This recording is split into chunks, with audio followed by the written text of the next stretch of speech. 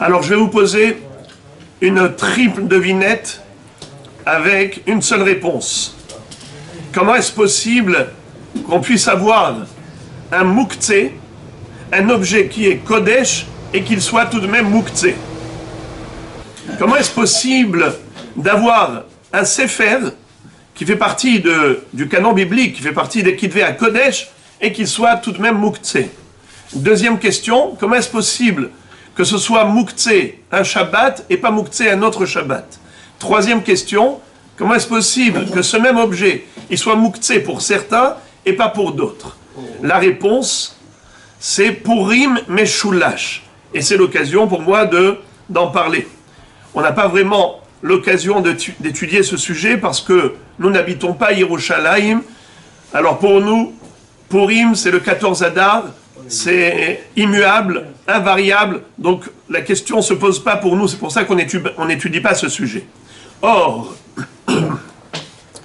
pour les habitants de Jérusalem, qui eux, généralement, célèbrent Purim le 15 Adar et pas le 14, alors lorsque, comme dans cette année, le 15 Adar va tomber un Shabbat, est-ce qu'ils peuvent lire la Megillah, célébrer Purim, faire le Mishté comme d'habitude, le 15 Adar, le jour du Shabbat? Oui ou non? Réponse non. On va tout de suite rappeler la halakha concernant les habitants d'Yerushalayim et toutes les villes dans le monde qui étaient entourées d'une muraille depuis l'époque de Yehoshua bin Nun. Et pourquoi est-ce qu'elles ont un din spécial? Car en effet, dans la ville de Shushan, les Bnei Israël ont continué la guerre même le lendemain. Esther Amalka avait demandé à Achashverosh de donner la possibilité aux Juifs de combattre leurs ennemis, pas seulement le 13 Adar, mais même le 14 Adar. Dans les villes du monde, dans toutes les villes à part Shushan, eh bien c'était le 13 Adar le jour de la guerre. C'est pour ça qu'on jeûne.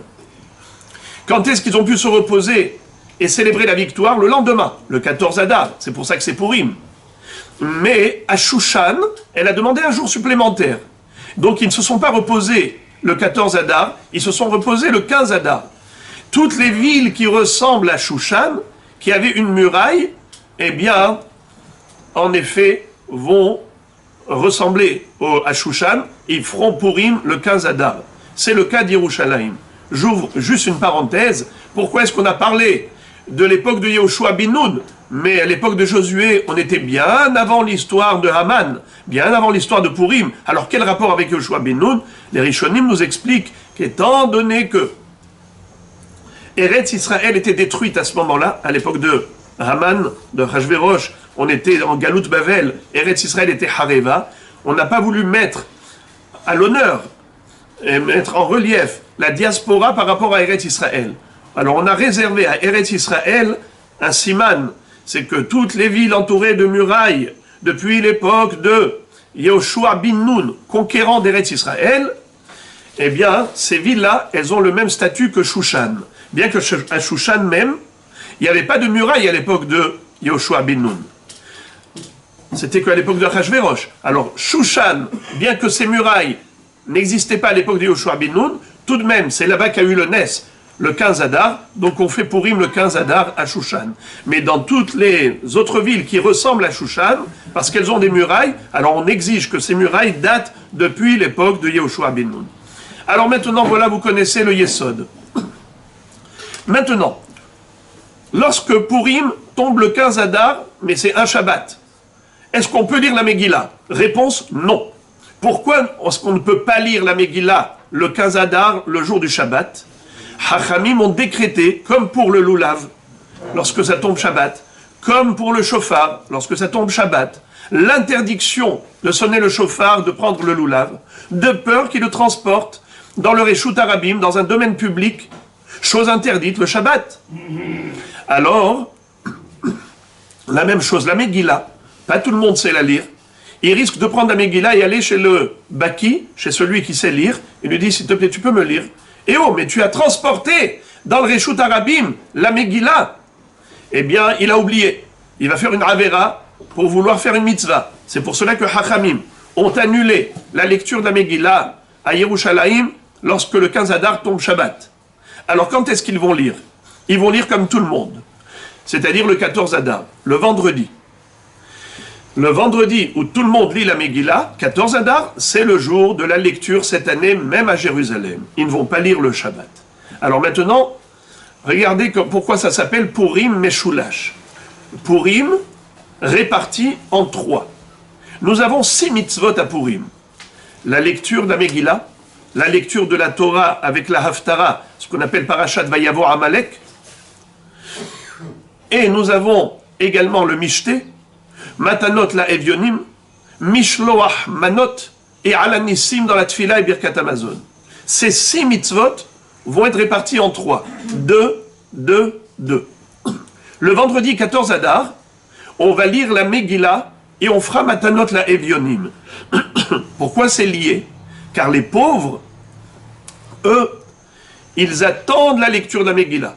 Ils savent que tout le Tzibour est réuni, et à ce moment-là, ils ont le cœur ouvert après la lecture de la Megillah, c'est la Simcha. Alors, ils savent que quand ils vont les solliciter, ils seront répondus. Ils auront une Edava généreuse, puisque les yeux des Aniyim sont rivés sur la Megillah. Alors, dès qu'on a terminé la Megillah le vendredi 14 Adar, on fait Matanot, la Evyonim. Mais le lendemain, Shabbat, c'est le vrai jour de Purim pour eux. Ils vont dire Ala Nissim, vers la Purkan, vers la Gevurot, uniquement le Shabbat, pas le vendredi, car ce n'est pas Purim à Yerushalayim. Donc Ala Nissim, pour remercier Kshmarou pour le Nes, ils le feront quand? Ils le feront le Shabbat. Également la lecture de la Torah. Le maftir à Jérusalem ne sera pas comme le maftir ailleurs. Là-bas, ils vont faire comme maftir Parashat Vayavo Amalek. C'est la lecture de Purim. Et l'Haftara sera exactement comme l'Haftara de Shabbat Zachor. Voilà donc les 2 éléments qui vont avoir lieu le Shabbat. Je répète, Kriyat HaTorah et Alanissim. Le dimanche, il y aura également 2 mitzvot. Le Mishté et Mishloach Manot. Mishté ve Simcha. Pourquoi le Mishté a été décalé au lendemain, le 16 Adar, le dimanche? Pourquoi? Pourquoi ne pas le faire Shabbat, qui est leur vrai jour? Réponse, le Yerushalmi nous dit que la Asot Otam Yemé Mishté ve Simcha, tel que c'est écrit dans Megillat Esther, ça veut dire que ça a été décrété par Mordechai ve Esther, de célébrer la fête, de faire le Mishté à Purim. Mais le jour du Shabbat, de toutes les façons, on fait un Mishté. L'Ichvot Shabbat Kodesh. Donc il n'y a rien de nouveau. Si tu fais un Mishté le jour du Shabbat, on n'aura pas remarqué que c'est par rapport à la célébration de Purim. C'est pour ça que ça a été décalé au dimanche. Et puisque le Mishté se fait dimanche, automatiquement Mishloach Manot se fait également le dimanche. Quel rapport entre Mishloach Manot et Mishté? Il y a 2 explications. C'est que, pourquoi est-ce qu'on a fixé Mishloach Manot? Qu'est-ce que c'est que cette histoire de Mishloach Manot à Purim?